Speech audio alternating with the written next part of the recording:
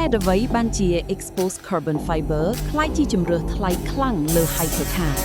ទាំងដែលរថយន្តត្រូវបានផលិតពី carbon fiber ស្រាប់នៅក្រោមថ្នាំពណ៌តាមទ្រឹស្ដីវាគួរតែថោកជាងព្រោះអ្នកមិនចាំបាច់បាញ់ថ្នាំពណ៌ឡើយប៉ុន្តែនោះហើយជាមូលហេតុដែលវាថ្លៃជាងដោយក្រុមហ៊ុនខ្លះគិតថ្លៃលើសពី$300សម្រាប់ option នេះតែមួយបញ្ហាគឺ carbon fiber គ្រប់ទាំងមានលំនាំ V ដែលអាចមើលឃើញច្បាស់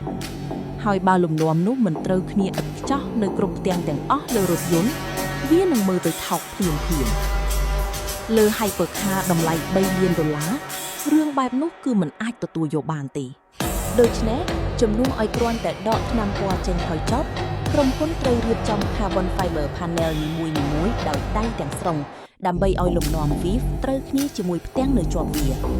នោះហើយជាមូលហេតុដែល exposed carbon fiber លើ hypercar ដូចជា Bugatti, Koenigsegg ឬ Pagani មានតម្លៃថ្លៃខ្លាំងបែបនេះ